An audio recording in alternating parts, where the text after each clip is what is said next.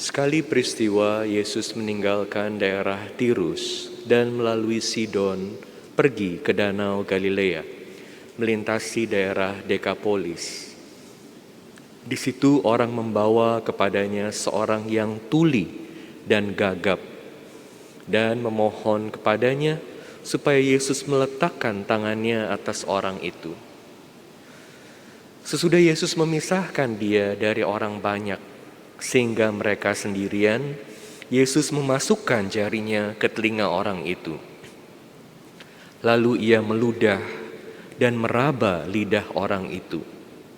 Kemudian sambil menengadah ke langit, Yesus menarik nafas dan berkata kepadanya, "Ephata," artinya terbukalah. Seketika itu terbukalah telinga orang itu dan pulihlah lidahnya. Lalu ia berkata-kata dengan baik. Yesus berpesan kepada orang-orang yang ada di situ supaya jangan menceritakannya kepada siapapun juga. Tetapi semakin dilarangnya mereka, semakin luas mereka memberitakannya. Mereka sangat takjub dan berkata, "Ia menjadikan segala-galanya baik. Yang tuli dijadikannya mendengar, yang bisu dijadikannya berbicara." Demikianlah sabda Tuhan. Terpujilah Kristus. Sambil menengadah ke langit, Yesus berkata, "Ephata," artinya terbukalah. Dan kemudian orang yang sakit ini, yang tidak bisa berbicara dan tidak bisa mendengar, mengalami mujizat dari Tuhan. Dalam Injil hari ini kita menyaksikan bagaimana Yesus melakukan mujizat.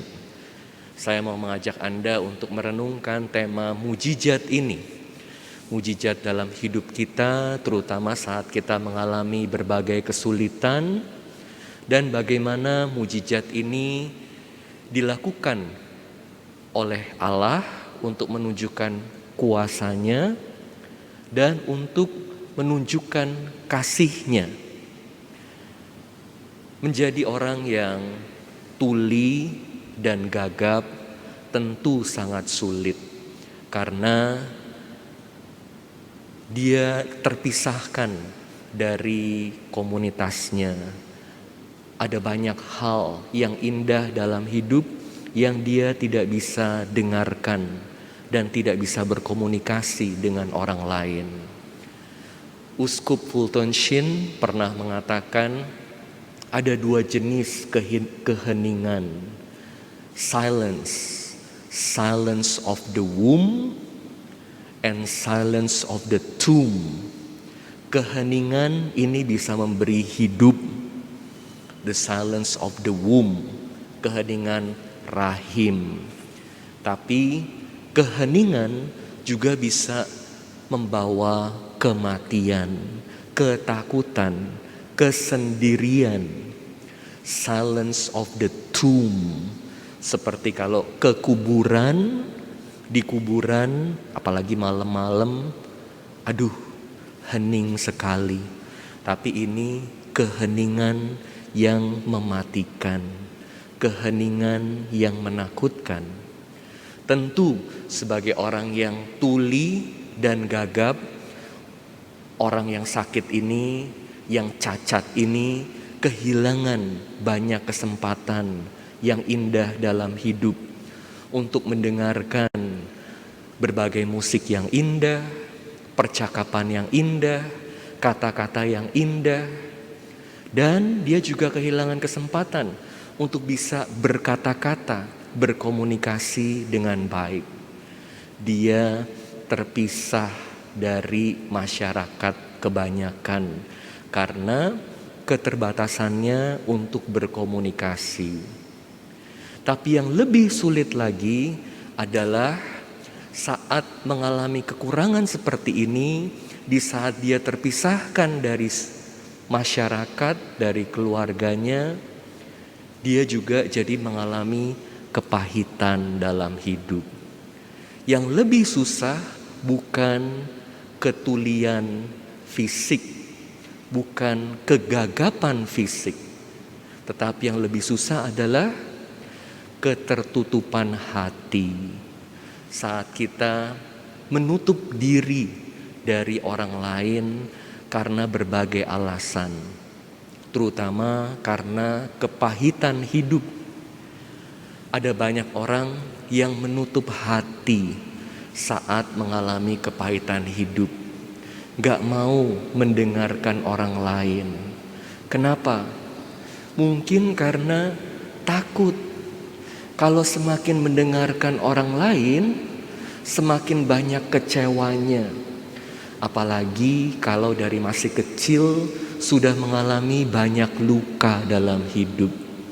Bagaimana dengan anak-anak yang tumbuh dalam keluarga di mana orang tuanya selalu ribut setiap hari, di mana orang tuanya selalu mengatakan kata-kata yang negatif kepada anak-anak.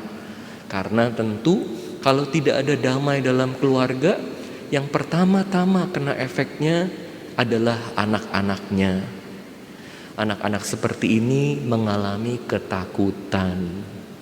Mau ketemu orang lain, takut tersakiti. Oleh karena itu, lebih baik gak usah dengerin orang lain. Tutup telinga aja, hidup sendiri.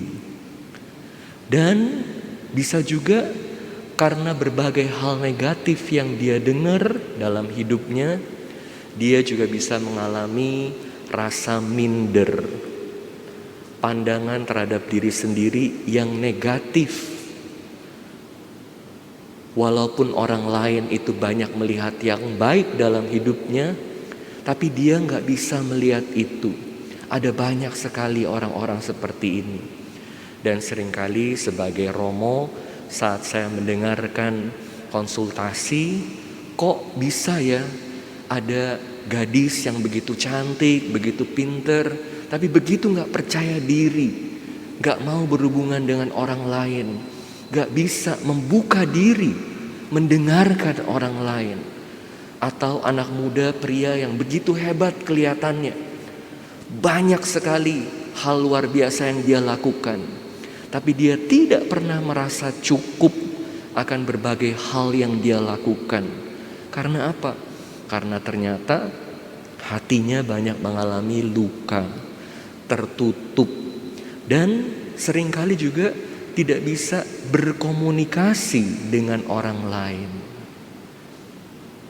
Tuli dan gagap karena berbagai kepahitan hidup.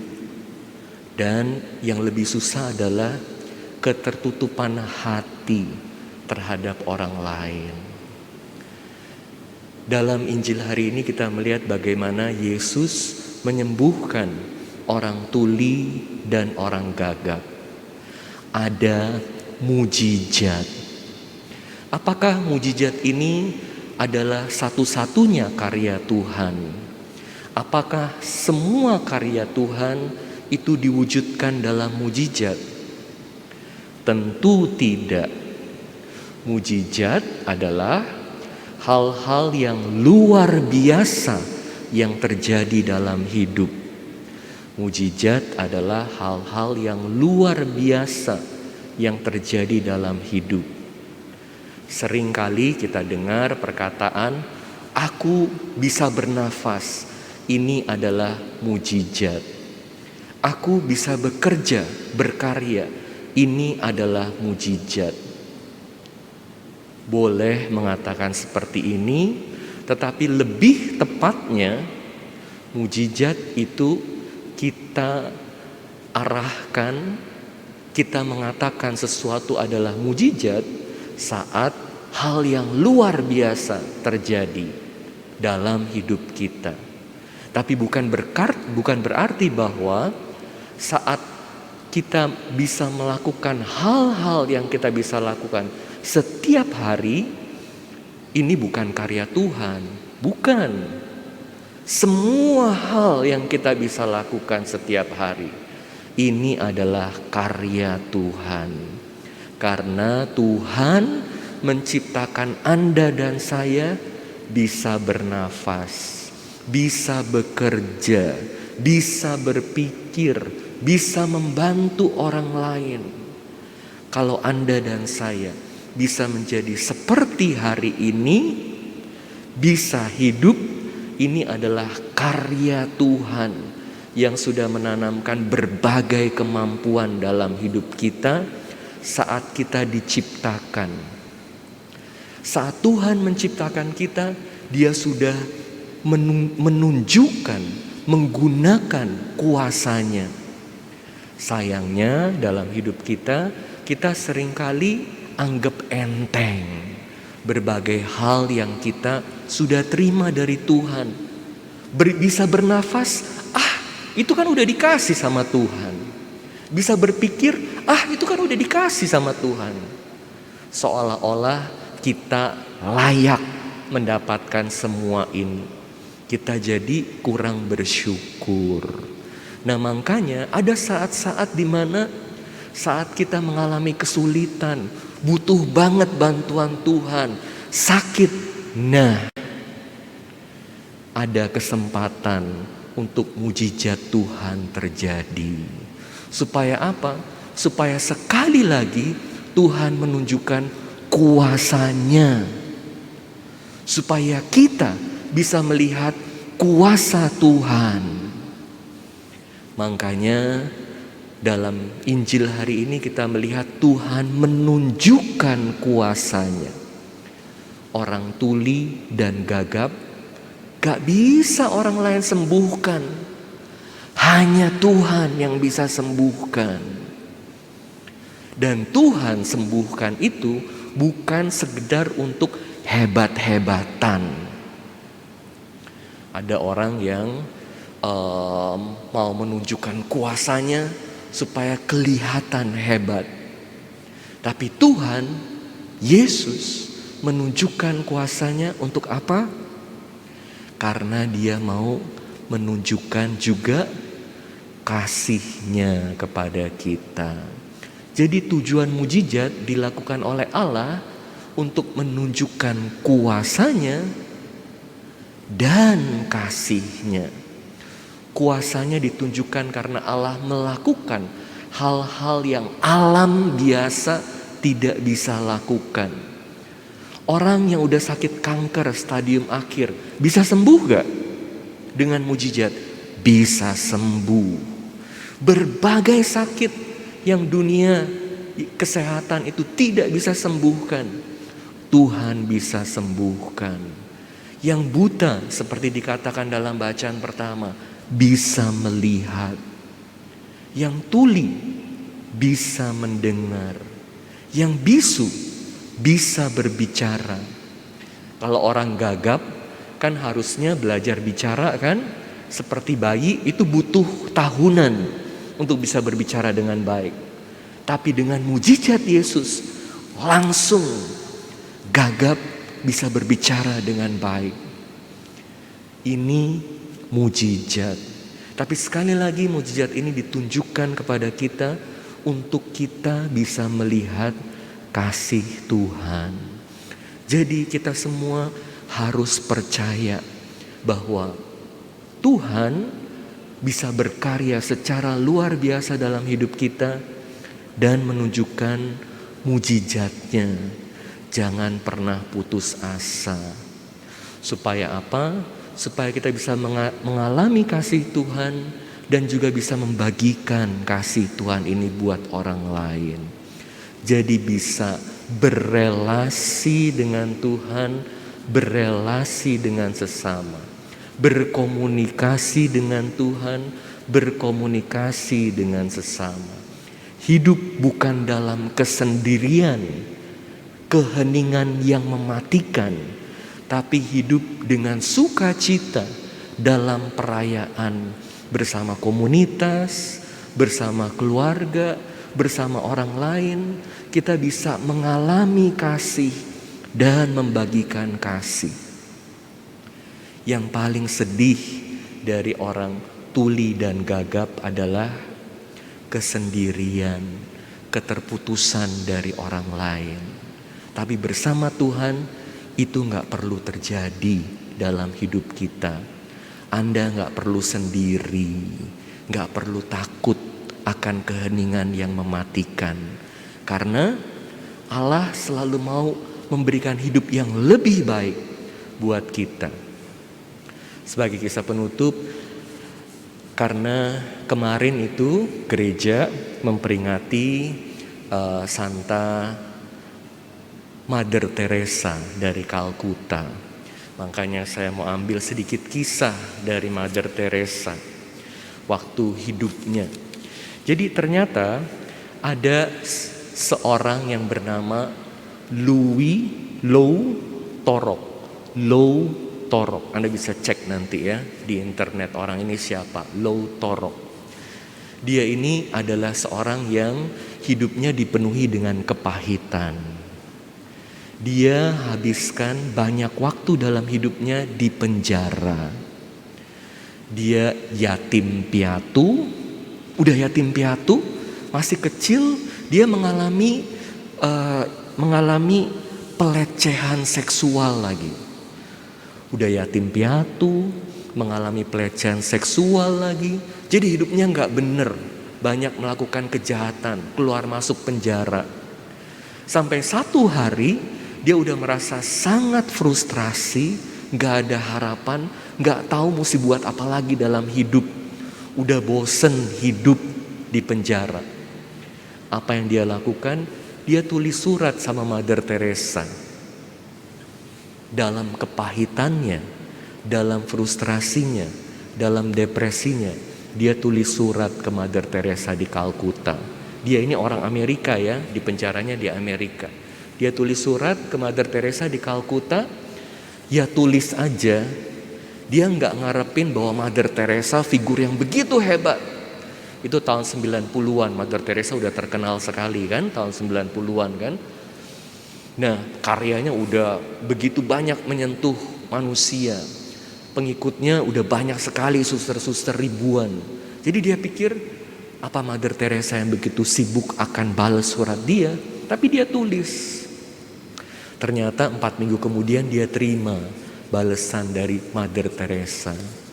Mother Teresa gak tulis surat panjang-panjang, tapi Mother Teresa ingetin, jangan fokus kepada masa lalu kamu.